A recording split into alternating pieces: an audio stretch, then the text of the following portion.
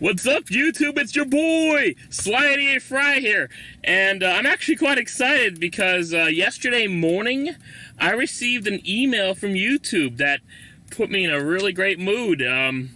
They said I made the threshold for monetization. And hopefully I can maintain that. This actually means I'm willing to react to longer videos more, because to make that threshold, I already reached the required 1,000 subscribers to do so. I did that back in like 2013, and I've only increased it by 600 more in 8 years, so I obviously am not doing that good a job. But regardless, the fact is, I already reached that threshold. The issue is, I just didn't have enough consistent watch time. But I reached the threshold. I have over 4,000 hours in a 12-month span. So, that's awesome. I've applied for the partnership monetization. I'm excited.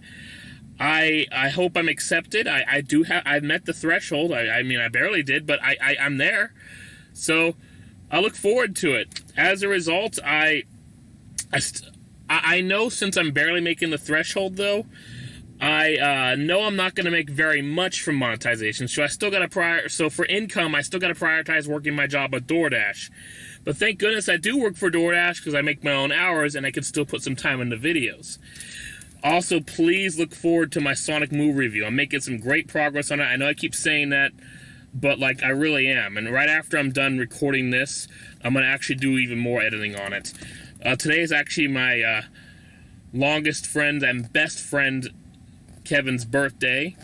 He's not in my videos. He's the only.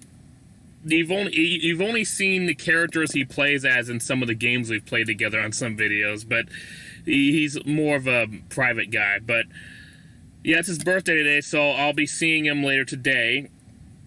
Before that, since he actually sleeps in, I'm going to record this react, and then I'm going to do some editing on the Sonic movie review.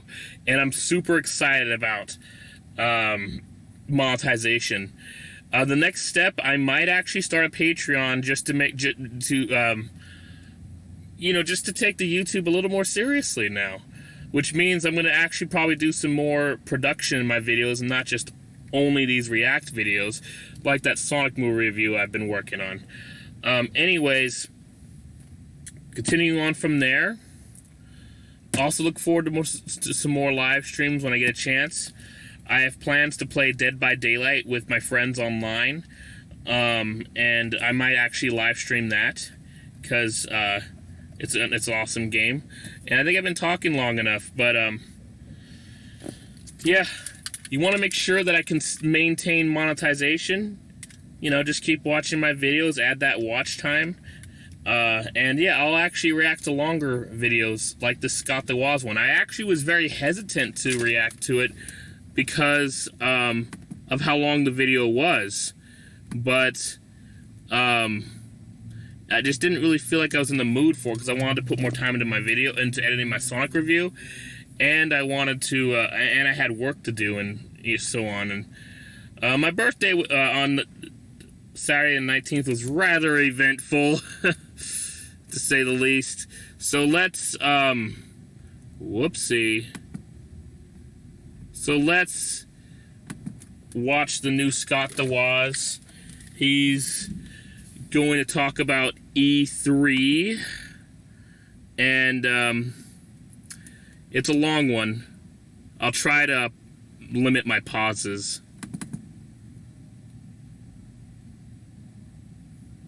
Hey y'all, Scott here. Let's do some math. 0.21% of gamers watch gaming presentations. That's just a fact. That's they it. Get a new game reveal thrown in their faces. Now, twice as many watch E3, the biggest time of year for gaming news. It's all about seeing all these games you've never even dreamt of before. That's the point. Now, we remove the point, and we get E3 2021. Oh, look, it's my favorite time of year to be pissed. After an event like E3 2019, anything was possible.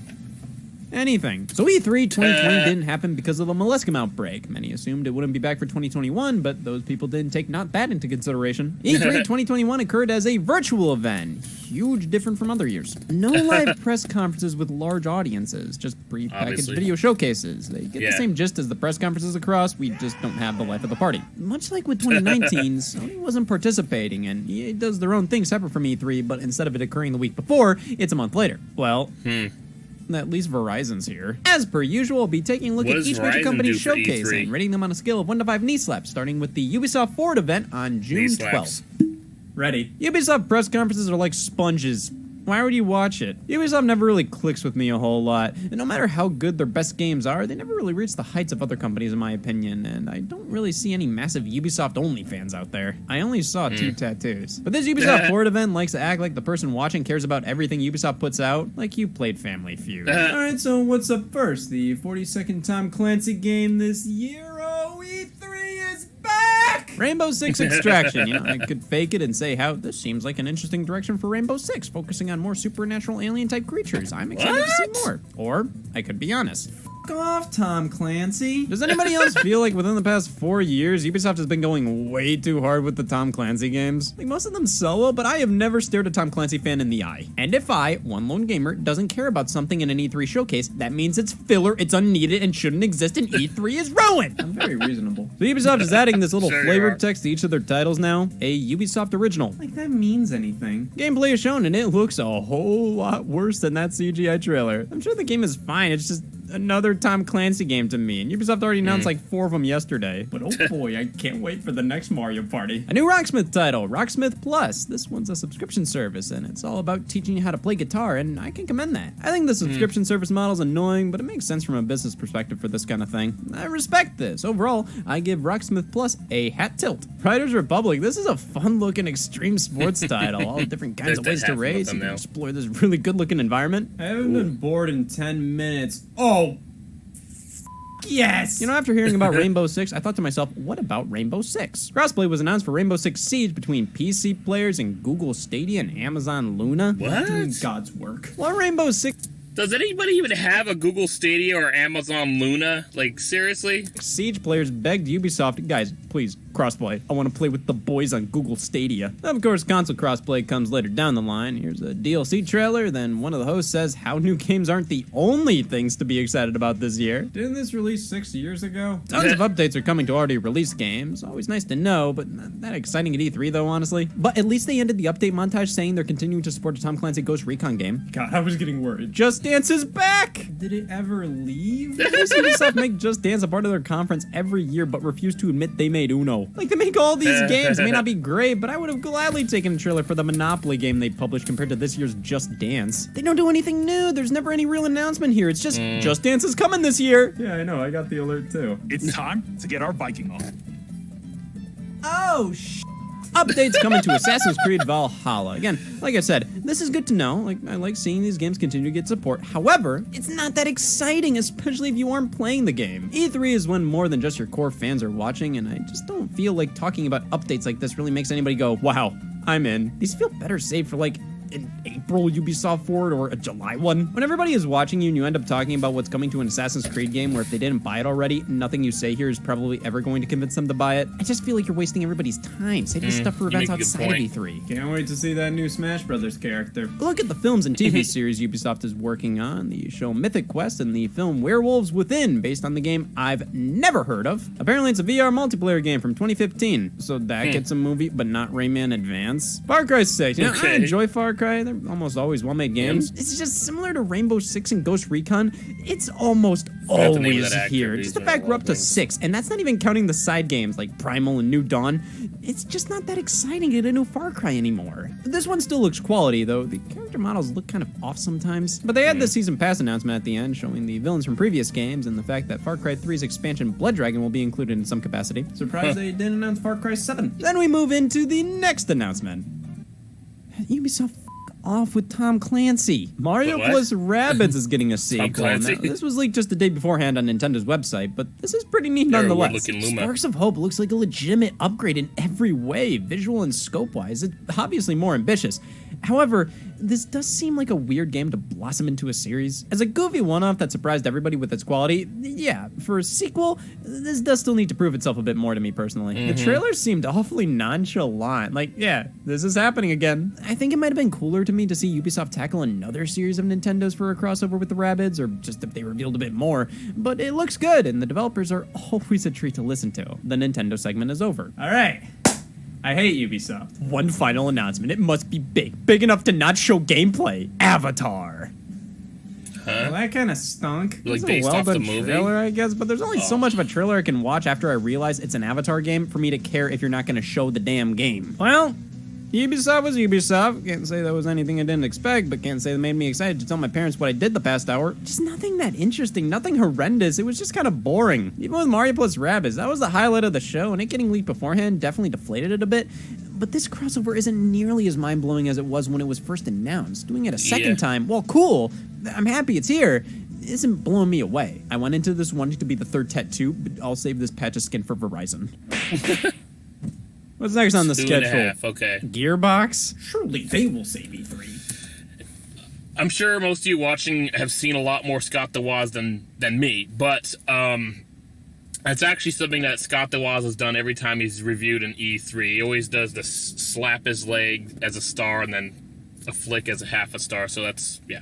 Anyways, continuing. Was anybody really expecting anything from this? There are certain companies, when I see they're doing an E3 show, I run. Gearbox talked about the Borderlands movie coming up, said Homeworld 3 was in production. Okay. Gearbox. Okay. So that was a big deal in, the late 90s. Huh. Tiny Tina's Wonderlands, a Borderlands spin-off. Homeworld 3 is still in production. Geez, took you long enough to make a third one. And we keep looking at We just need to wait for Half-Life 3 to be announced by Valve, but, that's never happening. Homeworld 3, this has to happen. Tribes of Midgard is coming in July. Godfall, the PS5 exclusive launch title that could only run on PS5. Damn it, they pushed through and got it to work on PS4. Then we finished with talking to Kevin Hart about nothing. But is Homeworld 3 in production? Okay, whatever. Who cares? It's not a prequel. It's not a remaster. It's Homeworld 3. It's the next Homeworld. Okay. Cool, I They're guess. trying to tell us something. So I can already kind of tell what some companies are doing here. They wouldn't normally do a press conference, but because this is all virtual, they're displaying the games they would have brought to E3. The stuff playable at the show. They may not have anything worthy of a press conference here, but hey, at least Homeworld 3 is in production. The Xbox What? and Bethesda Showcase. I prefer Xbox and Friends. This took place on June 13th and is the first E3 show after Microsoft bought Bethesda. The first E3 show after Microsoft launched their next generation of Xbox consoles, the Xbox Series X and S. This is a big E3 for Microsoft, which is what we say about every E3. But this is actually big. And what better way to usher in such a big event than to show off their new mascot, Todd Howard. Starfield from Bethesda. Well, that got announced back at E3 2018. All that trailer really showed us was it was a Bethesda game in space. What year is it? Yes, after years of waiting, Starfield to me is still a Bethesda game in space. Like that sandwich, I don't know how to describe it. That's a Fallout sandwich. It just looks straight out of Fallout. The game looks like Fallout in space. Of course, that's without seeing gameplay because we didn't. But the art design, everything, it does feel like Bethesda through and through. And it's coming out in late 2022. See you next year. Stalker 2. Son of a bitch. This game looks incredible visually. Honestly, something that seems to be only possible on newer hardware. It's seriously impressive. Back for Blood. Oh, what are you guys doing? You're ruining the Back for Blood press conference. There's always going to be Verizon. Xbox Game Studios presents, in partnership with Avalanche, a co-op open world, Contraband. Well, if Konami's not going to do it. Well, that was a nothing trailer. I mean, Microsoft has been announcing loads of games lately, but they almost always have nothing to show of them. And if they're not in a pre-established franchise, I'm sorry, it's hard for me to get excited without seeing gameplay. A Sea of Thieves update featuring Pirates of the Caribbean, that's pretty cute. I'll buy 5 Xboxes. An ad for the entire Yakuza series on Xbox Game Pass, but it's been a thing for a while now. This is the announcement of the latest game being available on the service today. cool. I mean, Xbox Game Pass adds games every 2 minutes, so if they talk about how they're adding games to the service at E3, it's not like, oh my god, what? That also may be because I've been paying for this service for 36 months and I've turned on my Xbox 4 times since. Battlefield 2042 gameplay. I'm gonna be honest, this was one of the best gameplay trailers from E3 I've seen. No need for fancy CGI that makes you go, wow, they must really care if they're lying to me. Just really exciting gameplay. This all looks excellent. Doesn't mean I'm gonna play it. 12 minutes. This was shown at Microsoft's E3 2019 conference, and this pretty much tells me the exact same thing. Psychonauts 2 is always a pleasure to see. For the 12th time, more Bethesda games are coming to Game Pass. They weren't there already? Well, this is where the Bethesda juice is kicking in. It's time for updates on their garbage. Fallout 76 and the Elder Scrolls Online updates. I always win E3 bingo. Party Animals, a multiplayer battle arena type game between all kinds of characters with snouts. I can tell this game was added to the lineup to help Microsoft meet the quota. Hades is coming to Xbox. That's great to see. For the 12th time, more Bethesda games are coming to Game Pass. They weren't there already? Well, this is where the Bethesda juice is kicking in. It's time for updates on their garbage. Fallout 76 and the Elder Scrolls Online updates. I always... What the fuck? Okay, in bingo, none of the slots are identical, but alright, I get you. Always win E3 bingo. Party Animals, a multiplayer battle arena type game between all kinds of characters with snouts. I can tell this game was added to the lineup to help Microsoft meet the quota. Hades is coming to Xbox. That's great to see. It's always surprising this game wasn't on anything but Switch and PC for the longest time, but it definitely deserves to be played by all. You ever have those games from press conferences that you completely forgot about?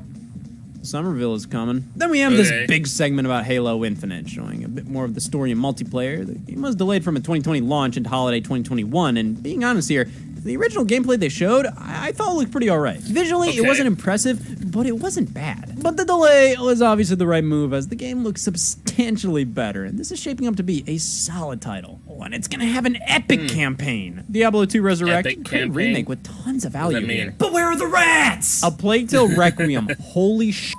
I never thought about what next gen could do for rat tech. Far Cry 6, because I was begging to see more. Far Cry has a strange tendency to have a super serious trailer like at the Ubisoft Forward, and then the next trailer is like, whoa, f my grandpa, dumbass. Slime Rancher 2, Xbox. Here we have a snowboarding game, Shredders. Now, this is cool because we just don't get snowboarding games like we used to. The problem is, all this trailer did was show snowboarding. That's reassuring. But what makes this game unique? What makes it different? Because this new console can display up to 40K rats. There's no excuse. Atomic Heart, this looks like a wild game. I just didn't know what I was looking at half the time. Replace, this has this sprite-based art style with crazy lighting and depth and all that. It truly looks stunning. Grounded gets an update. Among Us is coming to Xbox. A Yuden Chronicle, the spiritual successor to Suikoden. See, Microsoft likes to throw in games to make everybody go, but your Xbox. The Ascent, pretty much any co-op game in this angled top-down style. I don't know why. It's usually an automatic turn-off for me. I have very specific turn-ons. Age of Empires 4 for PC. Then The Outer Worlds 2 is announced to be a tongue-in-cheek trailer poking fun at the fact it's being announced too early. I think that's great, but it does highlight my biggest problem with Xbox right now. I'm loving the desert music from Sonic and Knuckles that's playing in the background now. Raise your hand if you remember the name of the new game by Avalanche announced in this press conference. Come on, I was trying to make a point. They are non-stop announcing games too early with nothing to show, and it's just getting irritating at this point. Microsoft Flight Simulator is coming to Xbox Series X and S, which is great. This game looks super cool, and to have it on something other than a PC, which for some reason I just can't use, will be awesome. Forza Horizon 5. Yeah, that got announced and will release before the next mainline Forza Motorsport, which was announced in 2020, and the next Fable game, which is being made by the same developer as Forza Horizon 5. Because my god, logic makes sense. Horizon 5 looks gorgeous. It does. In Mexico, Holy they crap. have nailed every little detail, but car games like this just always look the same to me graphically. I still think a Forza from 5 years back looks fantastic. There's only so much more they can constantly improve on. Phil Spencer comes out. Phil, thanks for the rats. And things out on Redfall, a vampire co-op shooter by Arcane and Bethesda. Thank you. Well, that's over. It's an odd game to end things out on. No gameplay or anything. If I would compare the idea of this to anything, it's like Left 4 Dead, but with fangs. And they already showed Left 4 Dead's spiritual successor in this presentation with Back 4 Blood, so it's like, Why act like this is the one game to end it all with? There were a good few games they showed in this presentation I think would have made for a better closer. Well, that was Xbox. The general consensus online was that was a great show. My opinion's a little lower, and I've had this mentality with Xbox for quite a few years now. Xbox has rarely had a bad press conference. Even their worst ones from the Kinect days, those are treasures. When an Xbox showcase is bad, it's glorious. When it's good, it's kind of just generically good to me. They almost always tout how this is the largest and most diverse lineup in Xbox history, saying, we're gonna show you 50 games, but 40 of them you've already seen and are just completely random out of nowhere titles you're gonna forget about in 5 minutes. I always feel like Xbox showcases games that are kind of the table scraps from what Nintendo and Sony aren't showcasing in their presentations. But they are making great strides with exclusive games. Just so many of them are just CGI trailers. We have nothing to go off of. We know Fable and Perfect Dark and Hellblade 2 and Everwild and The Outer Worlds 2 and State of Decay 3 and Contraband and Redfall and Starfield and Elder Scrolls 6 are coming out, but we basically know nothing and just have CGI trailers of them, and I'm just sick of it. I know that Rareware has been owned by Microsoft for decades now, but I miss Perfect Dark. I still have it on N64. The original Perfect Dark was incredible. And I know nostalgia goggles will always make you say that GoldenEye was better, but if you actually look at them, but I played them both back then. I grew up in that time. I was 12 when Perfect Dark came out. And I played them both a lot, and Perfect Dark was improved upon everything that GoldenEye had. Anyways, it sucks that, I can't play Perfect Dark on a platform I would rather play it on. I haven't bothered with Xbox since the original, and that was because one of my brothers had an original Xbox, and I played that. I didn't play a 360, or I didn't bother at all with the Xbox One. Probably not going to bother with the new Xbox Series X. Personally, for me, I've kind of become a bit more of a PC gamer, actually. I like playing games on my computer, especially considering that's where I've played almost all my RTS games, especially Warcraft 3: The Frozen Throne, which I played all the time back in the 2000s, and will still play occasionally nowadays. But the thing is, Microsoft, they do Xbox and they do Windows 10. If there's another Perfect Dark coming out, can you please release a PC version? You released a PC version of Halo 2. How about a PC version of the new Perfect Dark? I'll totally play it. I swear I will play it. Well, anyways, continuing on. And Bethesda really didn't have much going on here. Like, if Xbox didn't purchase them and they had their own press conference, what the hell would they show? But Xbox Game Pass was pushed heavily here, with most of the games being slated to be a part of the service, which is fantastic. Overall, Xbox, as usual, had a good one here. It's just, it didn't make me feel anything. It was mostly stuff I fully expected and nothing that crazy, but it was pretty alright. Square Enix held their Square Enix Presents less than an hour after Xbox. Well, that doesn't give me much time to recover. I can only be so lukewarm. I get really tired after seeing something okay. Well, Square's presentation starts off with the reveal of a new game by Eidos Montreal, Guardians of the Galaxy. Please tell me more for 2 hours. So Square Enix published the Marvel's Avengers game, which wasn't really what a lot of people wanted. Thus, the idea of them doing another Marvel game isn't all too thrilling. However, this one looks pretty good. Guardians just seems to be a well-made single-player adventure. Solid visuals, voice acting, the gameplay looks decent enough. I think this will be a quality game. This demo wouldn't end. I think this game would have left a far greater impact if it was just a trailer in the Xbox showcase. But after this was all done, they announced the Final Fantasy Pixel Remasters. They're re-releasing the first 6 Final Fantasy games on platforms that already have most of them. Square Enix fans, does this ever happen to you? Alright, listen, I get it. Square likes to release a lot of their old games on PC and mobile. Sometimes it feels like they do it there first as a test, but why aren't these on consoles right now? They were console games. The consoles currently don't have any means of playing any of these games. Mobile platforms have all these games already. You can play 1 through 6 on smartphones right now, and PC has 4 of them. What the hell is the point of any of this? Legend of Mana's opening cutscene is played. Avengers gets some updates. Maybe I should start downloading some of those to my PC. Not the remakes, but the ones that are already there. A ton of mobile games are detailed because the E3 audience loves it. Square, my fingers are too dirty to play mobile games. Babylon's Fall is shown, a Platinum Games production. It's a live games as a service title and looks like ass. I'm sorry, the peanut butter. Oh my god. How long did that take to clean that up? Holy shit.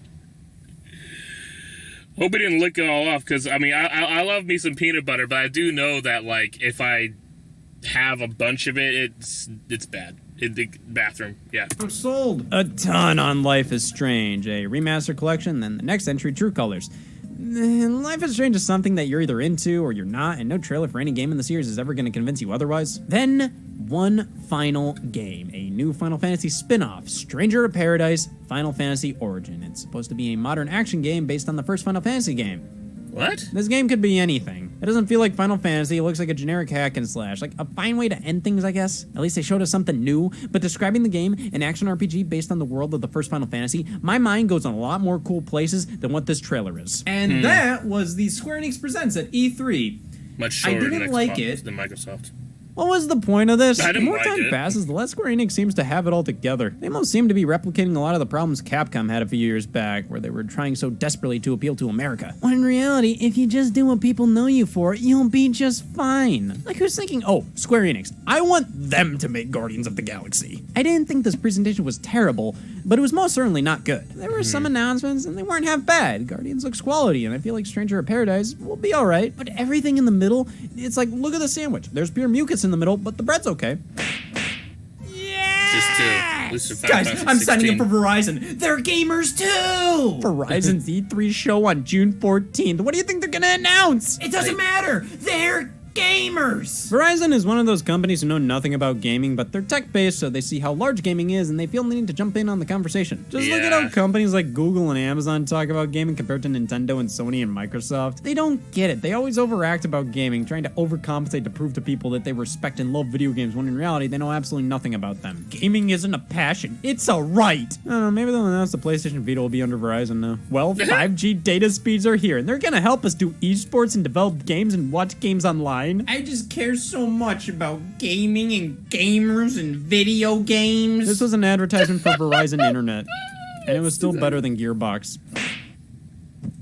Capcom had the showcase later that day, saying they were going to show Resident Evil Village, Monster Hunter Stories 2, The Great Ace Attorney, and an update on their fighting games. I wonder what they're gonna show. We start off with Resident Evil Village. That's a surprise. Since the game is already out, they say, the game is already out. Here's Monster Hunter Stories 2. Much like Resident Evil Village, this game is a thing. Monster Hunter Rise gets an update, The Great Ace Attorney gets a trailer, then a Capcom employee explains the trailer, then esports.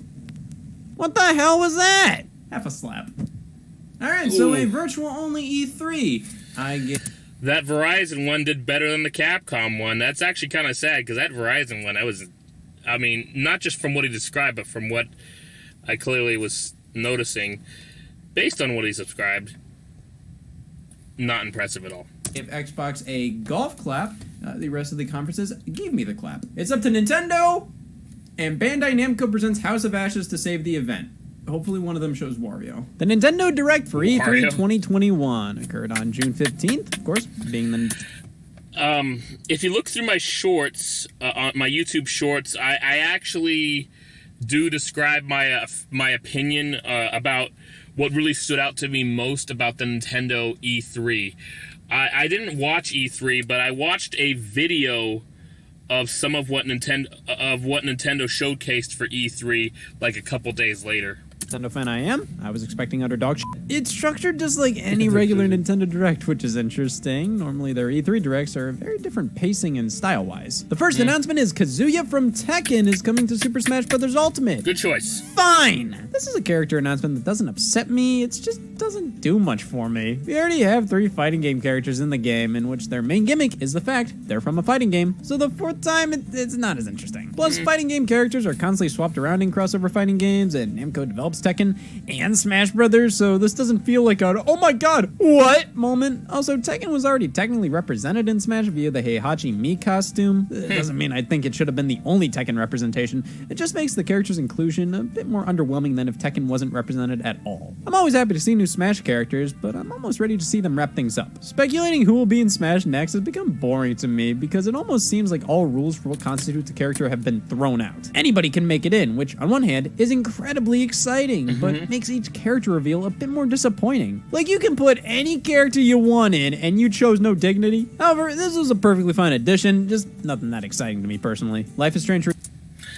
Okay, so what? I'm gonna just go over briefly how I felt about some of what I saw during Nintendo E3, and I'll try to be brief since this is still a Scott the Woz React, and it's more about what he has to say. But I think it's a good addition to Super Smash Bros. I wondered what took them so long to include fighting game characters from Namco games, since Bandai Namco is the company that's been developing Smash Bros since the 4th game. It was HAL Laboratory, the ones who came up with Kirby, that developed the first 3 Smash Bros games, and then for Wii U and 3DS, 4th game, and then Ultimate, the 5th game, have been developed by the seasoned fighting game juggernaut Bandai Namco, who's known for Tekken and Soul Calibur.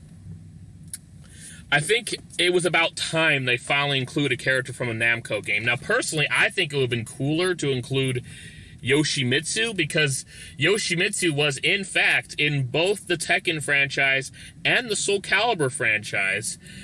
He wasn't in the original Soul Calibur, Soul Blade for PlayStation, no, because that was way back, but he was in Soul Calibur 2 and on, I think. I know he was in the second game. Second Soul Calibur. I don't know about the first Soul Calibur. But anyways, that would have been kind of cool because they would have had representation from both games at the same time. Just, you could have Yoshimitsu in his design from Tekken, and then have have some of his alts be his design from Soul Calibur. Much like with Wario, his default is WarioWare, but some of his alts are like his, overalls that you're used to in Wario Land and, the Mario spin-offs. So I think it's a good announcement. I think it's a good choice. It's about time they added somebody from a Namco fighting game. I'd like to see Siegfried from Soul Calibur, but they're probably never going to add him since they already added somebody from Tekken. Remastered Collection and True Colors are coming to Switch. After the 14th time we've seen these games at E3 this year, I think they finally won me over. Guardians of the Galaxy is coming to Switch. After the 14th time we've seen this game at E3 this year, I think they finally won me over. Actually, this is a cloud version of the game. They don't make it obvious, but you see this little text at the bottom stating, "Buckle up, the future's here." Cloud versions aren't fun, Nintendo. It's not like, oh, they're actually bringing this game to Switch. It's they're doing the bare minimum to make this game playable on Switch. I know why they throw these games in their directs, because seeing big names like that and seeing big graphics like that get you excited at first, but then when it's revealed that it's nothing but a cloud version, the carrying meter drops to sub-zero. Worms Rumble on Switch comes with an exclusive patchwork bear outfit. Where are my stock options? I actually wish I played the past Worms games. I've seen footage of Worms, I think it was Worms Armageddon on Dreamcast, thanks to more of an acquaintance of mine who I occasionally have watched here on YouTube. I met him through YouTube. His name is Bobby Gaines. We actually are friends on Facebook. We mostly know each other because we're Sonic fans, but I seen him upload footage of Worms, and it looks pretty entertaining. I've actually played a game like that, but it had tanks instead. It was like some kind of Flash game. And there's a lot of other games like that, but I think I probably would have liked Worms, so maybe I'll give the new one a shot when it comes out. Ascending? Sure. 2 Point Campus? Double sure. So talking about these 4 games sort of rapid fire via this weird headline, there's something for everyone on Nintendo Switch. Yeah. Everyone. If the world had to pick between only 4 games, I think we know which ones. Super Monkey Ball Bananamania. So this is amazing. Celebrating the 20th anniversary of the series, Bananamania is pretty much a perfect return to form, taking 300 levels from Monkey Ball 1, 2, and Deluxe, the good ones. They did Banana Blitz HD 2 years back, which obviously was just to test the waters for the series. Now they're going in and giving us what we want, a good game. This seems to be the perfect Monkey Ball experience. This is great. they'll fuck it up somehow. Mario Party Superstars, I'm pissing happiness. Pretty much a best of collection for Mario Party with 100 classic minigames from previous entries, which is pretty much exactly what Mario Party of the Top 100 was, but in comparison, this is actually good. For some reason, they never took into consideration the glue that held Mario Party together was the game boards. And they're bringing back 5 game boards from the N64 titles, which is perfect. At their worst, these game boards are far better than the best modern Mario Party boards. Plus, it has online play, uses Super Mario Party's engine, which look great. This is amazing, though I think 5 game boards is a really weak number. It works. But when these are remakes, I think it's fair to want more than 5. I mean, Mario Party games during their peak have constantly had more than 5 game boards, and they were all brand new. Plus, the minigames are taken from across the entire series. The game boards are just N64, which I will remind Nintendo, the GameCube Mario Parties were pretty sexy. But honestly, that's really my only gripe with the game. I think I'd want at least 8 to 10 game boards, but 5, it suffices. But like Monkey Ball, they'll f it up somehow. Okay, so as for Monkey Ball, I actually think I ought to try that game out sometime. The game looks fun. I think I've played a game like it before, but I've never played the Monkey Ball games. This new Mario Party, I mentioned it in my short. I'm excited that they're finally going to have online play. Now, I skipped Super Mario Party on Switch. No particular reason, I just didn't want to spend the money. And I think it also had to do with the fact that I think when that came out, that was when I lost my Nintendo Switch. I have since replaced it. I got a new one. I got another one. But, like, yeah, that I think that was another reason why I didn't play the game. I know a lot of people hate Mario Party Top 100 for the 3DS, but I enjoy it because I like a lot of the mini-games they put on there, especially the March of the Penguins, you know? It's... I get that the game boards are very weak in that game. I think it's just 1. But it's fun. I like the single player mode where you try to, you know, get through the mini games, beat the final boss and all that stuff. I thought that was cool. I liked it because there are different paths you could take. It was simple. You just play each stage is one of the mini games, and it's cool. I liked it. Anyways, continuing, I do hope that maybe they do some updates where they add more boards, because if it's just the N64 ones, don't get me wrong, they have some great boards on the N64 games. I played Mario Party 2, had a blast on the Pirates one. I mean, I played the Western one. I don't think it really stood out to me, but I remember playing it. The Outer Space one was awesome. I didn't play very many of the boards, to be honest. I didn't play them all. I wish I did, though. I just rented it from Hollywood Video, which was a chain competing against Blockbuster Video back then. I did, however, play through all of Mario Party 3, which for the longest time was my favorite Mario Party game because they added 70 completely brand new minigames and had some really awesome boards, and the duel mode was pretty fun, too. Yeah, actually, Mario Party 5 on the GameCube was also incredible. One of my favorites. We played my friends and family would play the hockey a lot and the volleyball on that a lot. But so it would be nice if they brought back boards from the GameCube ones too, because they had some really good ones. The only GameCube one I actually played for an extended amount of time was Mario Party 5, and I liked how the final boss of that game was like a real intense Bowser fight. I thought it was awesome. I only played Mario Party 6 at like Target or something. Like I played it at the store, but didn't play much of it. I didn't actually own the game. Mario Party 8 was the game I played the most on the Wii, because that was the game I just really liked playing with my friends a lot, because I played the Wii a lot, and I guess at the time it's when I had the most friends I had in my life, I guess, which I'm not like a popular guy. I don't have a lot of friends, but I prefer it that way. I'd rather have close friends than a bunch of friends that might be flakes. But anyways, Mario Party 8 we play a lot, especially because of the Koopa Town, and it was like kind of like Monopoly, but I liked it better. And it had the mini games and a lot of stuff. And the mini games in Mario Party 8 were really fun. They were a lot of fun. You know, I know people complain about Mario Party 8, but I thought it was awesome. My own experience with Mario Party 10 was playing it at Target, playing it in the store on a Wii U that was on display there. Never played Super Mario Party, but I'm looking forward to this Mario Party. because of the online play. Like, it's about time they include online play in a Mario Party. It took them long enough. Like, I played Mario Party DS. That game's fun. It has some good mini games, but you know, the DS had online play back then. That was a handheld Mario Party. Considering that the Game Boy Advance, DS, 3DS, you couldn't have multiple people play on the same system unless you're playing Advance Wars where you pass it around the room. They should have had online play on any Mario Party that came out for DS or 3DS. They should have. Because otherwise, the main purpose of the games, which is the multiplayer, you're not going to be able to take much advantage of unless you know a lot of people who also have the game. Anyways, I've been talking long enough. It's back to Scott. Sorry, I just had a lot to say. The Mario Party team are the only developers I wouldn't let perform surgery on me. Next up, they say Metroid Prime 4 is still in development. That'd be too if I didn't exist. But here's Yeah. a different new Metroid game. Oh. Metroid 5? Oh my god, a new 2D Metroid. This looks so clean! Yes.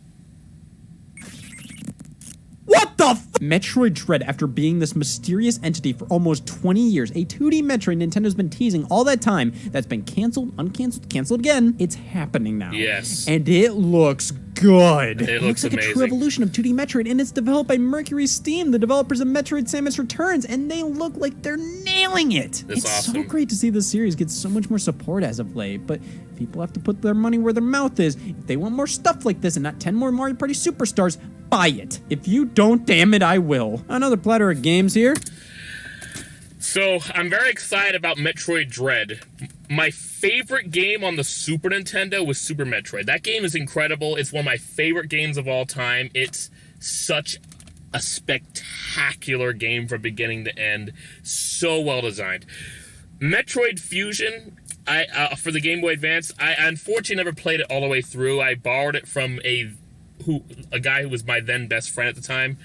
I decided after playing long enough, I decided to give it back to him. Didn't play through the whole thing, although I probably should have. He was basically giving me the game.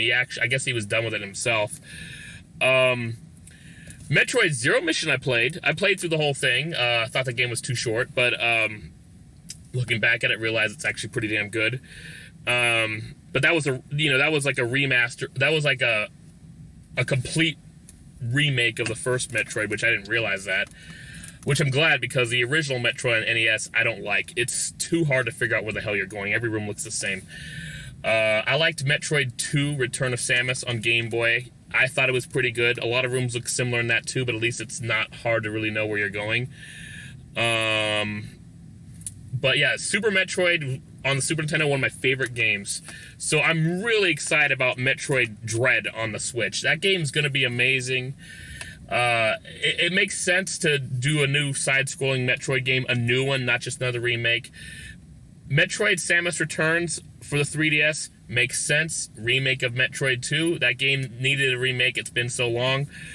I mean, it sucks that they got rid of AM2R and then released Metroid Samus Returns, but whatever. Nintendo has the right to do those things.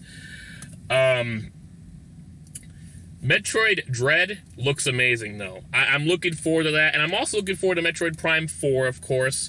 I enjoyed the Metroid Prime games. I enjoyed the first one the most. That's the one I really played. I played the second one a bit, but I always got stuck on that game. What I liked about the second one, though, was the multiplayer. That was a lot of fun, although if they're going to bring multiplayer back in Metroid Prime 4, make it so that if you kill yourself, you lose a point. Because that was what me and my friends took advantage of on Metroid Prime 2. Because, in GoldenEye, Perfect Dark, or other first-person shooters in multiplayer, if you kill yourself, you lose a point. Well, in Metroid Prime 2 multiplayer, you don't lose a point. So if your opponent has 1 point to go to win the game, you can just keep jumping off a cliff to make sure he doesn't score that point. If you're about to die, I'll jump off the cliff, what the hell, But, anyways, I'm rambling on, but I'm looking forward to Metroid Dread a lot. I'm excited about that game. Just Dance 2022. Really blindsided me with that one. Cruise and Bless, that's cool. And it. Who's heard of a sizzle reel of 2 things? Dragon Ball Z Kakarot. Man, what gives this more value to have its own headline compared to the others? Mario Golf Super Rush Looking forward to that. comes out in 2 actually. minutes. I hate when Nintendo spends time at E3 on games releasing so soon, but they did reveal free updates are coming. That's cool. That sort of means to me this game is launching in an incomplete state and it'll be finished via free updates. And by the time they fully finish the game, I'm not gonna care. Monster Hunter I do appreciate at the very least that when Nintendo does release a game and there's like a problem with it, they have free updates for it. Unlike some other companies that will charge DLC for that stuff. My goodness. Stories 2 gets a highlight, more evidence that I think Capcom did the show at gunpoint. Well, what's the point talking about Monster Hunter on their own when Nintendo was gonna anyways? WarioWare is back! Hell yes! This one focuses on playing as the actual WarioWare characters in the microgames, each with their own abilities, That is so pretty there cool. are multiple ways to complete each microgame, which is a really cool idea. I am a bit cautious though. I'm worried this format limits how crazy the microgames can be. Maybe. Looking at WarioWare Smooth Moves, that game goes wild with the Wii remote. Smooth and Moves I is always fun. felt the Switch was a prime candidate for WarioWare with the Joy-Con. Instead, at the moment, this is something that could have been done on any Nintendo platform. Though True. it is a cool idea, and I'm gonna pick it up. I'm just interested to see how much variety this concept brings with it. Yeah, WarioWare. Unfortunately, I haven't played the games very much. My first experience with it was a friend of mine. Well, yeah, he was a friend of mine. I just unfortunately have lost contact with him. It was somebody I knew in high school. He let me try out a WarioWare game that was relatively new for the GBA at the time, and it was fun. I had a good time. I wasn't very good at it because I never played a WarioWare game before, but it was fun. Then I never played any of the DS WarioWare games, but on the Wii, I did play WarioWare Smooth Moves, and I played this game before I started uploading videos to YouTube, so I have no footage of it, but I had a blast with it. It was a lot of fun to play. For some reason, I actually sold the game, even though looking back at it, I realized that I shouldn't have. It utilized the Wii Remote's motion controls pretty much perfectly. That game was awesome. My next experience came much later on the DS. A few years later on the DSi. I played this like $2 WarioWare game on there that involved using the camera. I'm not very impressed with that game. It was $2 anyways. But my next experience was a WarioWare game for the Wii U called Game & Wario. I never owned the game. I just played it at the store, and it was cool. I just wish I, bought the game because it was fun. I liked the part where you were trying to make sure you played the game and stay awake all night playing the game. Make sure mom doesn't see you, and also make sure not to stay asleep for too long, or else you fail there too. I like how they actually turned that concept into a stage in Super Smash Bros. Avoid getting seen by the mom or it gets flung away. That was fun. So I think I'll play the new WarioWare game. I look forward to it. I've missed out on the series for too long. I should play the next one on Switch. Megami Tensei 5? I blacked out. Seriously though, this is a huge upgrade from Shin Megami Tensei 4 on the 3DS, and it's genuinely looking to be another solid RPG to call the Didn't know it Nintendo was Switch its actually, home. The Danganronpa series comes to Switch alongside Fatal Frame Made in Black Water, the Wii U Fatal Frame. I just bought the insanely expensive European physical edition, and my dreams of becoming a financial advisor are crumbling. So I Yeah, played they this are. one a bit, and it wasn't really my thing, but I'm willing to give it another go on Switch. Weirdly enough, it's coming to all platforms. Again, so happy I invested in what I thought was going to be the only way to ever play this game. The Yeah. first part of Doom Eternal DLC comes roughly 4 years too late. Tony Hawk's Pro Skater 1 and 2, which is a great game for Switch, even if the graphics are looking a little rough. Strange Brigade, I remember them. I played Tony Hawk Pro Skater on the N64 back in the day, and I had a lot of fun playing it. I didn't play any other games after that, though, except for Tony Hawk Pro Skater 2 on Game Boy Advance, out of all things, which was cool. It actually worked well enough, despite it being, a top-down view.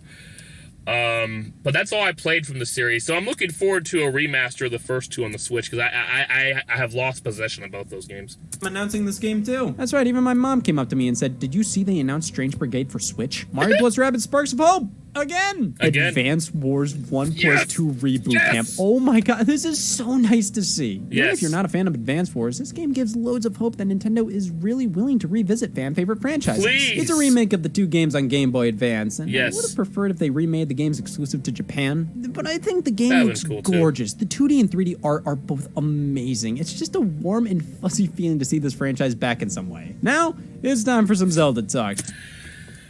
Oh my god, that was the happiest I felt when I watched the Nintendo E3 was when they revealed Advance Wars Remastered. Now, I'm disappointed it's only the 2 games on the Game Boy Advance. Don't get me wrong, I loved playing those on Game Boy Advance, but when Dual Strike came out for DS, I played that way more. There was a lot more to it. The Black Bomb, the Carrier, what else? The Stealth Fighter, that thing was amazing, and several other things, also some awesome new COs. Then, of course, Days of Ruin also came out later for the DS. That's the best Advance Wars by far. I know the artistic style is more dreadful, but that's the point of it, because it's post-apocalyptic, unlike the other ones. But, it's more balanced. The infantry and the mechs are only a $1,000 difference in cost, which is a lot more balanced. There's the bikes that are far distance moving infantry that can capture buildings, which is cool. And there's the anti-tank, which shoots directly next to it and shoots from a distance. The battleship became the only long-range attacker that can move and fire on the same turn. And your ships can actually go through the bridges now. The bridges are not an obstacle that block your ships. So it's realistically, because ships can go under a bridge. Although, because of the design of the game, what actually happens is that you can put your ship at the bridge, and then your ground forces can't cross the bridge. A former friend of mine had done that to me and made me not able to really move my forces that well unless I blew up the ships that were there. It's pretty funny. But anyways, Days of Ruin was amazing and by far the most balanced, because the COs, they had to actually man a vehicle or a ship or whatever to actually get CO range, which whatever units you have in the CO range will help your CO power gain experience. It makes your units stronger in that range too. And once they're powerful enough, once you gain enough experience, you'll then use your CO power. It's so much more balanced because of that, instead of how easily you build up experience prior. Days of Ruin was the only one that had online play, but the online play wasn't very good. I hope at some point they do a remaster of the DS games, most particularly Days of Ruin, because I love that game. I haven't played it in a while, but I still play it off and on today, especially considering that the previous Advance Wars games, you could only make 3 custom maps. That's it. And they only are 20 by 30 in size. But in Days of Ruin, you could make them as low as, I think, 10 by 10 and as high as 30 by 30. And you can actually create 100 custom maps, which is amazing, because 3 was just not acceptable. Anyways, I hope they remaster those games, but I also really hope that finally Nintendo pushes Intelligent Systems to make a 5th Advance Wars game, one for the Switch with fluent, amazing online play. I would be so happy if that happened. I would be playing that game like crazy. I'd be playing it so much if they did that. Anyways, that was the happiest I was during the announcement. The Advance Wars remasters. I look forward to playing those, but I hope they make some a new one and also remaster the DS ones, because those were better than the Game Boy Advance ones. But the Game Boy Advance ones were also good, and I'm very happy. I'm going on long enough. Let's go to Zelda, sorry. Skyward Sword HD is coming out. What a headline! They talked about nothing new, and this was quite possibly my biggest disappointment of the show. Skyward Sword HD seems to basically be adding nothing. They had nothing of note to discuss, no enhancements, no changes, no quality of life improvements. It's just Skyward Sword in HD. You can play with buttons if you want. Compared to Wind Waker HD and Twilight Princess HD, this is a huge disappointment of a remaster, even graphically. With those, they went in and spruced up a ton. Skyward Sword HD looks like you're just playing Skyward Sword on an emulator. As all the Game & Watch has revealed. Yeah, and the other thing is, Skyward Sword, oh my god, I didn't really enjoy that game. I actually have footage of it on my YouTube channel from 2011 when the game first came out. I didn't really like the game that much. to be honest. You can watch my videos if you'd like. One of my worst videos I ever made is actually of that game, actually, because I couldn't control my stupid bird with the enhanced motion controls. He just kept hovering down, and yeah.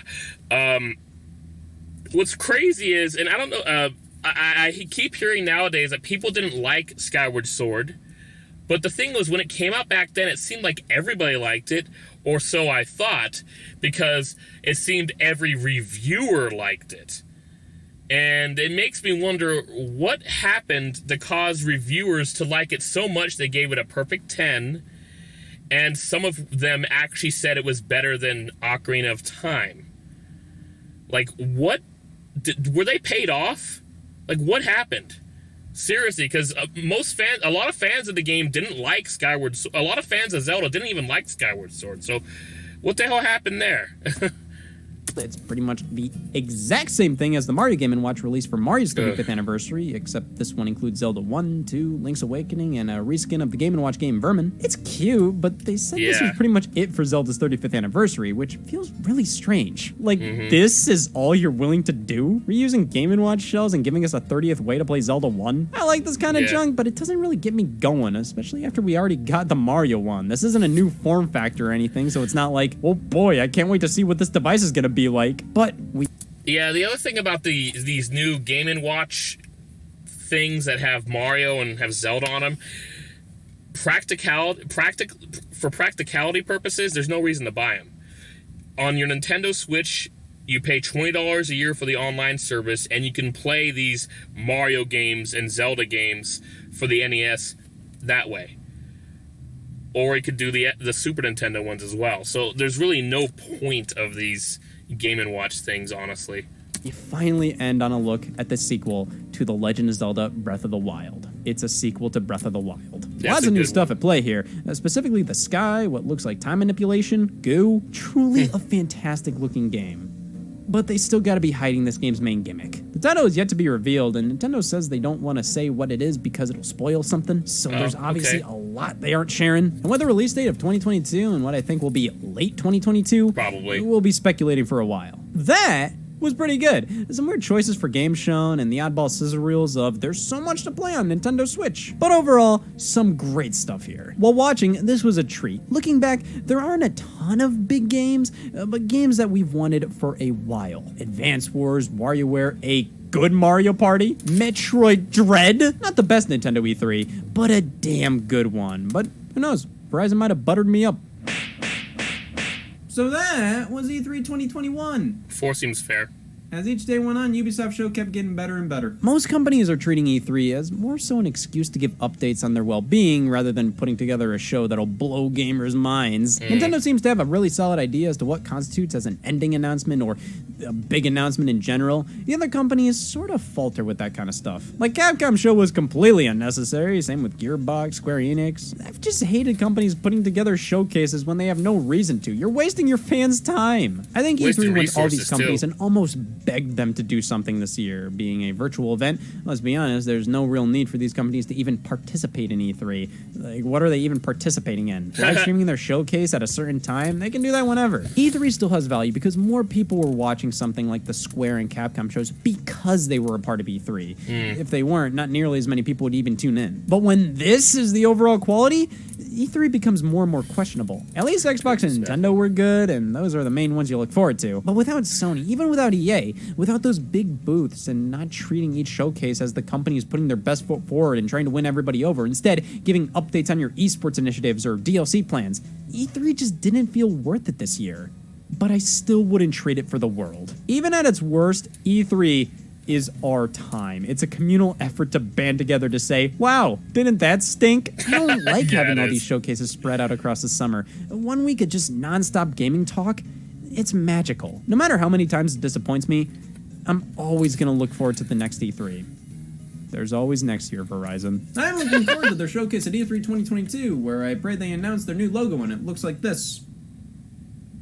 I sneezed during the tattoo. Oops.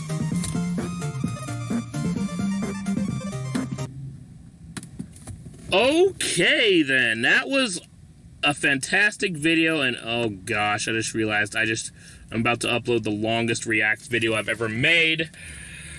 I would do some editing on it, but I need to spend time editing my Sonic movie review, so enjoy it as it is.